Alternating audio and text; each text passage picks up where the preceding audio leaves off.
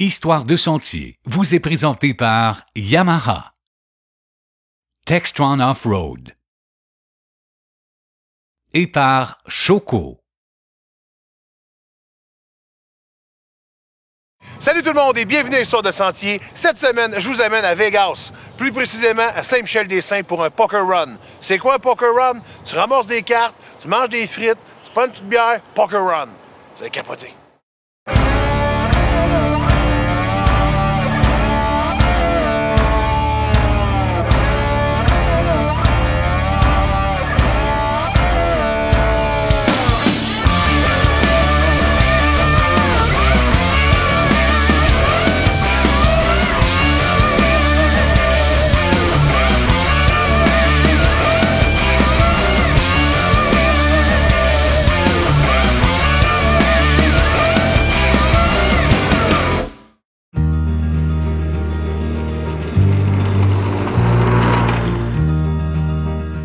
Cette semaine, on est du côté de Saint-Michel-des-Saints et on s'en vient participer à une activité de financement avec le club de motoneige local. On s'en vient faire un poker run. J'espère que mes talents de bluffeur vont être mis à l'épreuve.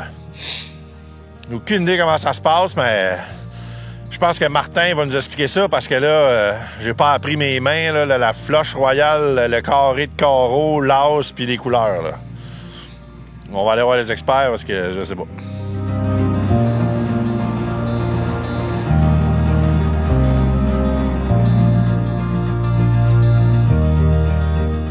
Martin, on est à Saint-Michel-des-Saints et on s'en vient participer à un poker run. Explique-moi en gros, c'est quoi le fonctionnement du poker run? Parce que moi, je suis un joueur de poker. Puis là, tu me donnes des cartes cachées dans des enveloppes. J'ai comme l'impression que je pourrais pas me servir de mes talents de poker, là. Non, c'est vraiment un jeu d'hasard. C'est une journée de plaisir de motoneigiste. Les gens s'inscrivent, ramassent des points avec un tracé bien indiqué avec une feuille, des numéros, des cartes dans une enveloppe bien cachée. À l'arrivée, on rouvre les cartes, on cache la 5e carte, on la rouvre rien que pendant le souper. Parce que c'est un jeu d'hasard. C'est là que peut-être que tout peut se jouer. Que c'est la chance de la journée. Rendu là, on peut-tu bluffer? On peut peut-être des fois bluffer. On est arrivé des fois qu'on a chargé quelques dollars pour avoir un échange de cartes, mais on ne sait pas c'est quoi la carte. OK, fait qu'on peut réussir à réinvestir de l'argent dans notre hasard qu'on ne sait pas c'est quoi. Mais oui, ça me dit ça. Puis c'est tout pour aider le Club motoneige de Saint-Michel. Notre première année, pas de subvention, on a acheté des belles machines. Ça prend un peu d'événements. C'est notre 4e année. Puis là, le succès commence à rentrer de compte. On est au-dessus de 140 aujourd'hui. Je trouve que ça va à peine. Ça va à peine. C'est une réussite. Bon, tu nous avais contacté l'année passée pour qu'on vienne faire un tour. Malheureusement, ça ne donnait pas. Mais un an plus tard, on est là. Et on dirait qu'on a amené le beau temps, la bonne humeur, le sourire. Oui. Tout le monde est là, là. Exact. Mais on a fait une petite surprise un peu. On a ouvert un nouveau sentier. Le monde est là. La journée est idéale, il fait pas froid. Les motoneigistes, je pense, ils checkent tout ça un peu. La neige, la météo, les conditions, je pense, étaient parfaites. C'est dur à battre, là. C'est dur à battre, là, oui.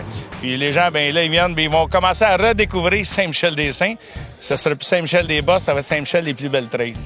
Ah, c'est bon. Ça, c'est votre nouveau slogan. Notre slogan. On voulait s'améliorer. Puis je pense qu'on a déjà monté d'une marche sûre et certain dans nos trails cette année. Pourquoi on fait des événements comme ça? Explique-moi un petit peu là, comment ça marche, le fonctionnement d'un club de motoneige, puis pourquoi vous devez faire ces activités-là. Bien, avec des activités comme ça l'aide à améliorer tes sentiers, l'équipement, des bénévoles, des fois on peut récompenser par des tanks de gaz ou whatever, parce que ça, des bénévoles, on en a besoin. Puis ça l'aide à ramasser des fonds, puis à améliorer le club, puis à améliorer les sentiers. Tout comme je me répète un peu, là, mais c'est c'est d'argent la base, c'est là. On va être plus d'argent dans notre compte pour améliorer le plus possible. Parce qu'à tous les ans, on a tout le temps des bad luck de la nature, puis il faut améliorer nos sentiers. Puis vite, là. Pourquoi? Parce que je le sais, là, que le monde qui te connaisse un peu, ils savent, là. T'es un gars qui travaille 90 heures par semaine. T'as un hôtel, un bar, un restaurant. Pourquoi tu te rajoutes la tâche de t'occuper d'un club de motoneige? On s'est préparé, on a dit, là, c'est assez, on veut s'améliorer. Je suis en avant, mais j'ai une équipe. Je peux pas faire ça tout seul. Non, ça, c'est sûr. J'ai des chauffeurs. J'ai un gars qui s'occupe des chauffeurs. Il s'appelle Sylvain Mascotte. C'est le bras droit, c'est le gros bras du club. On a des propriétaires à Saint-Michel, location de Matawini. Il faut pas oublier qu'il nous a aidé beaucoup dans le club motoneige Saint-Michel. Puis des commerçants pour Very Bob, que tantôt vous allez passer là. Toute une équipe. Je pense que Saint-Michel-des-Saints nous a donné un coup de main cette année. Puis on a aussi. Puis je pense qu'on est en train de réussir notre année. Puis c'est important, je veux dire, pour l'économie locale de Saint-Michel-des-Saints, s'il n'y a pas de motoneige l'hiver, ça va être tranquille pas mal. S'il n'y a pas de motoneige, il n'y aurait pas grand monde dans mon hôtel. Ça, j'en suis sûr. Puis il y a probablement d'autres hôtels que ça va être bien tranquille dans les coins. Les restaurants aussi. Ça, Saint-Michel, il est rendu qu'il y a plus de chalets que de maisons principales dans le village, que moi, je les appelle les touristes résidents. Okay. Puis les gens ont venu ici dans le coin pour faire la motoneige, puis plein de sports. Pratiquer pour être dehors. Pour être dehors, que je pense qu'ils ont choisi un bon spot, puis on essaie, nous autres, d'aider tout ça à agrémenter. Tout le monde est content, ça va bien. La motoneige se porte bien, Saint-Michel-des-Saints. Ça va bien. Michel est bien heureux, ça va très bien. Moi, j'ai eu une bonne hiver. Un hiver drôle, froid, neige, pluie. Toutes sortes de conditions, mais on vient à bout, on fait des miracles avec le peu qu'on avait, puis les gars ont travaillé très fort. Toute une bonne équipe. Je félicite toute l'équipe du club motoneige de Saint-Michel-des-Saints.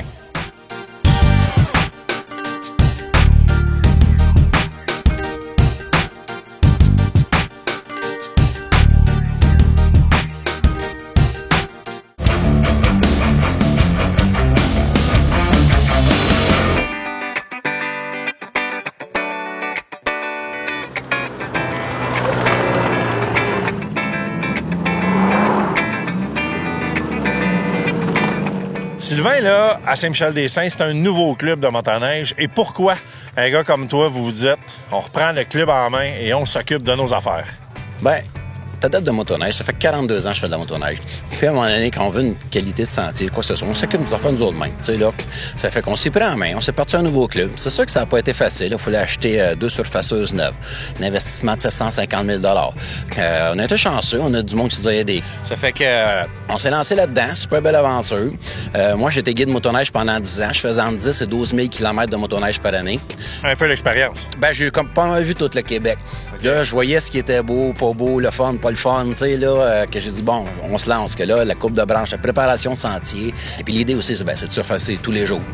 Le plus possible. Le plus possible. Puis vu que j'ai été guide, mais il y a encore 35 guides à Saint-Michel qui me connaissent tous, que le soir, souvent, quand ils reviennent, ils font des rapports, Sylvain, il y a ça là. Tous les problèmes, ils me les disent. Puis on a des équipes qui partent puis qui allaient arranger ça à chaque jour dans les sentiers. Okay. C'est le fun, ça va bien, ça va bien. Pour notre première saison, là, on est très satisfaits.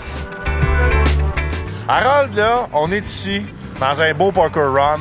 T'es avec ton gars. On est là pour le plaisir, on a du fun, là. Ah oui, c'est sûr. On s'amuse en mort, c'est super beau. Aujourd'hui, c'est incroyable. La neige dans les arbres, il neige. Il y a neigé hier, cette semaine. Je pensais pas qu'il y aurait des belles conditions comme ça cette semaine, là, vraiment. C'est vraiment beau. Toi, tu viens de quel coin? De l'Outaouais. Je demeure dans le bout de la Naudière. T'es adopté par la Naudière. Oui, j'adore la Naudière. C'est quoi une journée de motoneige? Là? Comment on gère ça? Là? On voit que ton gars, il est là. Fais-tu toujours de la motoneige en famille? Oui, tout le temps. Puis, comme c'est là, lui, il a 13 ans. OK. Ça fait que l'an prochain, il va pouvoir techniquement conduire si son permis de scooter, ça va bien. OK. Puis, oui, nous, c'est famille pas mal, oui. Ma soeur, mes parents, 76 ans, roulent encore avec nous autres. Ah, c'est le fun, ça. Les deux. Des belles journées. Ah, on aime ça à mort. Puis là, aujourd'hui, belle petite journée facile de même. On s'en vient encourager le club de motoneige. C'est le fun comme activité, là. Ah, ça va à peine. Ça va à peine parce que ici, moi, je pense, je n'ai fait partout du skidoo, puis c'est un des top 5 là, du Québec, là, c'est sûr, certain. Pour moi, là, puis ma famille, puis on aime beaucoup ça rouler ici. Fait que tu viens du coin, t'encourages les gens du coin, puis on a du plaisir, on a du fun, c'est ça qu'il faut. C'est ça, tout le temps.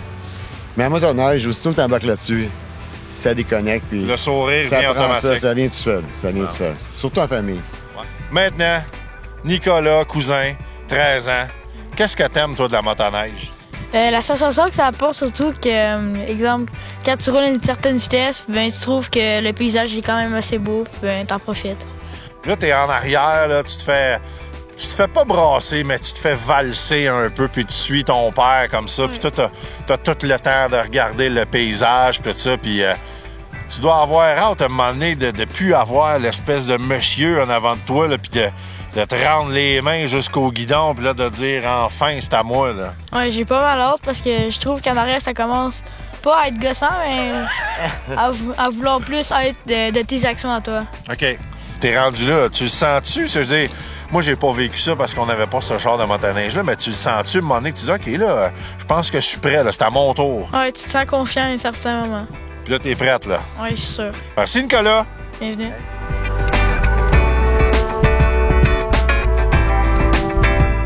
Pour faire le poker run du côté de Saint-Michel-des-Saints, ça me tentait pas d'être toute seule. J'ai donc invité mon chum, Alain Ouellette, notre Kiro à l'émission. Salut, Alain. Salut, Ken. Ça va? Ça va très, très bien.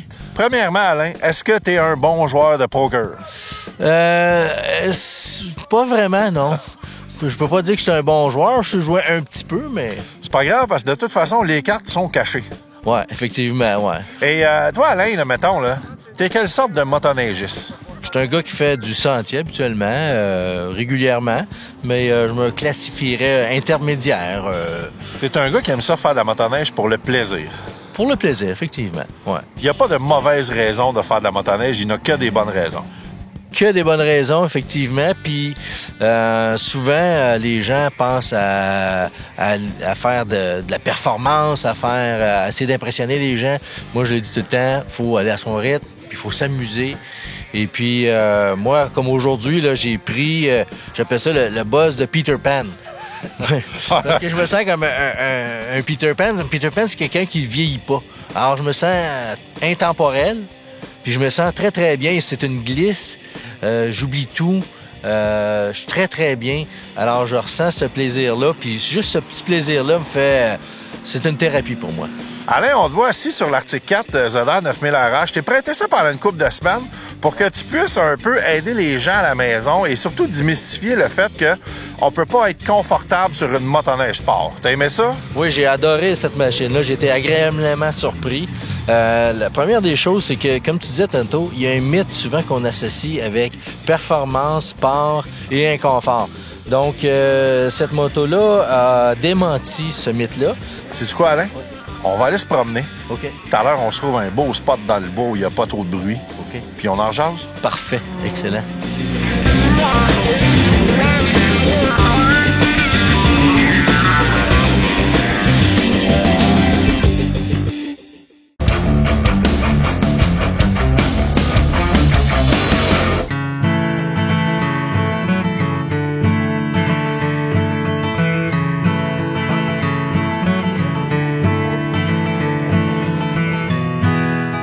Donc, on va en profiter qu'on a notre ami Alain Le Kiro, qui est notre conseiller médical, pour parler un peu, Alain, de... Bon, il y a beaucoup de mythes. Les gens sont pas certains. Il y en a qui vont contre l'indication du médecin, mais qui vraiment ne devrait pas faire de motoneige? C'est quoi la condition qui fait que, dans cette condition-là, c'est impossible ou c'est dangereux? Oui, la première condition absolue, là, c'est en cas de fracture. Quand on a un diagnostic de fracture au niveau de la colonne vertébrale ou toute autre fracture, des chevilles, des jambes, etc., là, on devrait s'abstenir de faire la motoneige. Ça, c'est la première condition là, qui est à éviter. On va s'abstenir jusqu'à temps que la fracture soit... Oui, c'est ça, qu'il y ait une consolidation de la fracture. Donc, un bon 6 semaines, là, minimalement. Moi, j'irais même jusqu'à 2 mois. Là, donc, si on commence au début de l'hiver, il faudrait peut-être s'abstenir de la saison complète. Après ça, on s'en va dans quelles autres conditions pour dire c'est pas recommandé? Donc, dans la même lignée, là, si on a un diagnostic d'ostéoporose, c'est un affaiblissement au niveau des os. Donc, il y a une perte de calcium au niveau des os. Et ça, quand on a un diagnostic d'ostéoporose avancé, je recommanderais de s'abstenir parce que on a de temps à autre des bosses, puis ça peut donner des compressions au niveau de la colonne vertébrale et créer des fractures par compression qu'on appelle.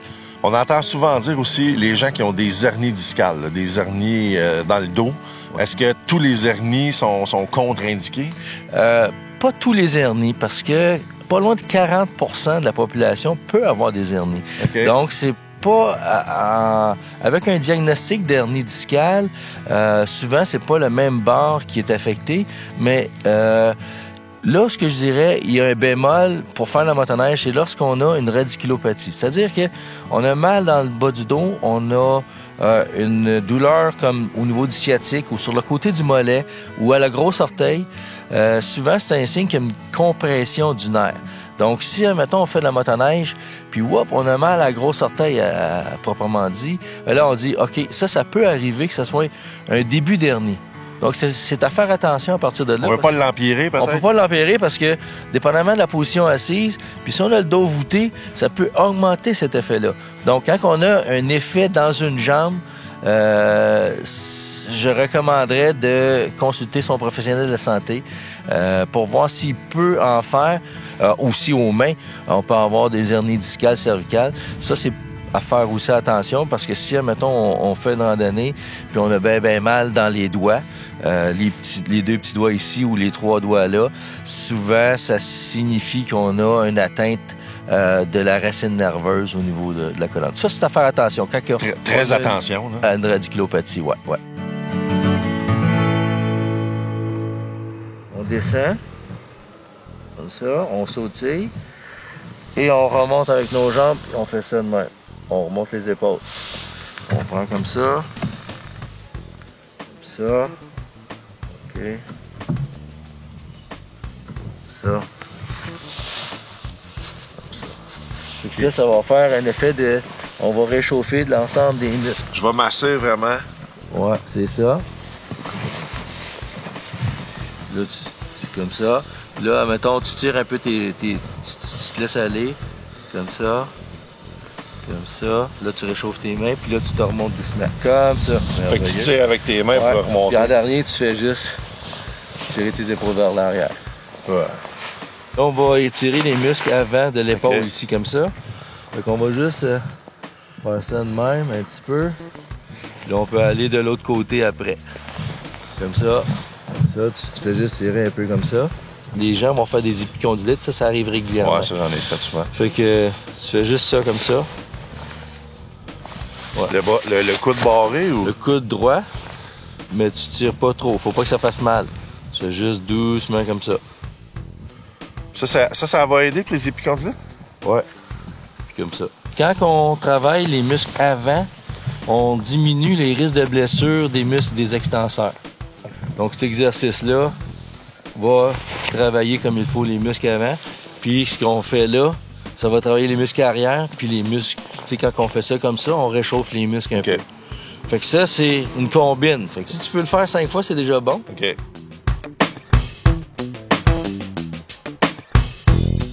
Pour lever, là, je me mets comme ça. Ouais. Là, faut que tu fasses attention. Là, tu plies tes genoux un peu. Plie mes genoux. Rentre ton dos. OK. OK. Tu te rapproches de ta machine. Plus tu es près de la machine, plus c'est efficace. Puis là, je dois forcer avec les jambes. Ouais, c'est ça. OK. Parce que si tu es trop loin, mettons, tu te repousses comme ça, tu forces comme ça. Là, je force du bas de dos. C'est là que tu risques de te faire mal.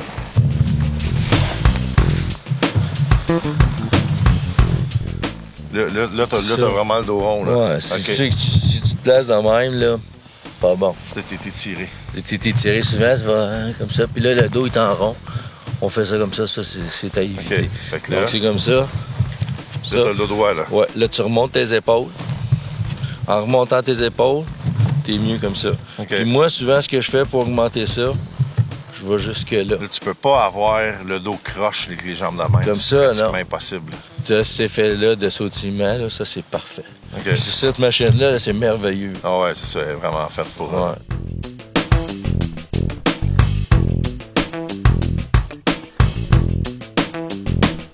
Chaque année, en collaboration avec Constantino et Fils, le Rabasca et Histoire de Sentier, on fait notre fameux concours où on vous amène dans une randonnée. Cette année, vous allez capoter, la randonnée va être extraordinaire. On vous amène sur le Bascatown. Ouh! Fait qu'allez sur Facebook, sur Histoire de Sentier, vous inscrire. Puis là, j'ai de la neige dans les yeux. Ça me fait vraiment mal.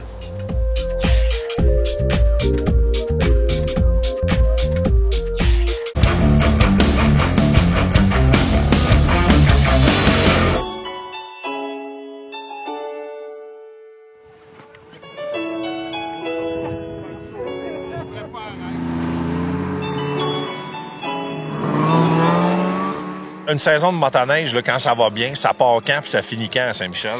Bien, cette année, on a commencé début décembre, aux alentours peut-être du 9, peut-être un petit peu avant. Là, j'ai pas la date précise, mais dans ce coin-là. Puis, on devrait se finir proche fin mars 24 dans ce coin-là. C'est comme un peu un micro-climat, hein, Saint-Michel-des-Saints. Oui. Moi, je me souviens, il y a longtemps, ça fait 20 ans que je fais de la motoneige. Je me souviens, là, on tournait la 131. Puis là, quand tu tournes à Saint-Émile de l'Énergie, là, on dirait que tu fais, La porte du frigidaire, puis là, ça rencontre la glacière, puis tu t'en vas à Saint-Michel. Bien, ça, nos voisins sont là, puis on faut travailler ensemble, puis c'est avec tout ensemble qu'on va amener le monde dans notre coin. Puis plus que de monde, plus que tout le monde va marcher, fonctionner, les business vont tous bien aller. Il va y avoir des emplois si tout le monde va travailler. Exactement. Dans le fond, toi, tu as investi beaucoup de temps en plus de ton commerce, mais ça revient à tout le monde, puis ça bénéficie toute la communauté. Bien, c'est ça. Quand j'appelle les gens, j'ai besoin de commandites, j'ai besoin de choses. Les gens, c'est très, très rare, je me fais dire non, parce qu'ils voient que je me donne, puis je veux que ça fonctionne, puis le monde sont là derrière moi pour m'aider.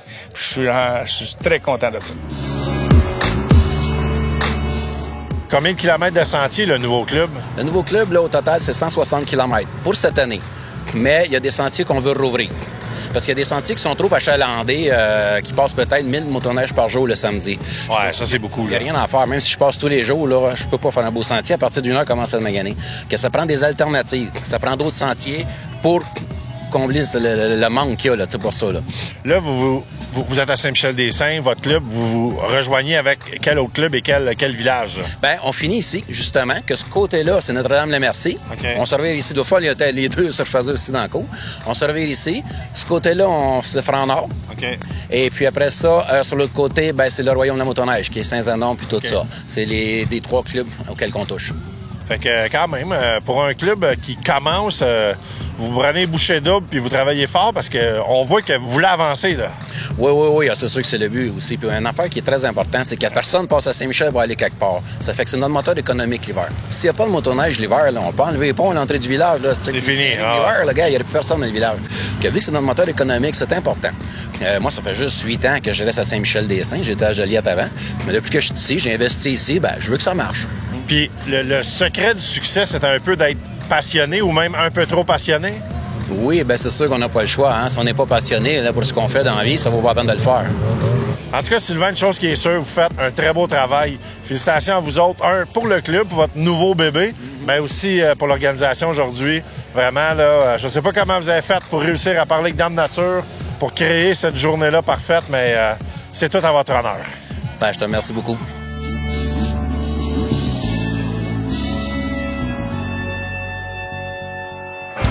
Ben, c'est déjà tout pour l'émission. J'espère que vous avez passé une super de belle après-midi, comme si l'émission avait duré 4 heures. Ben non, ça dure 22 minutes.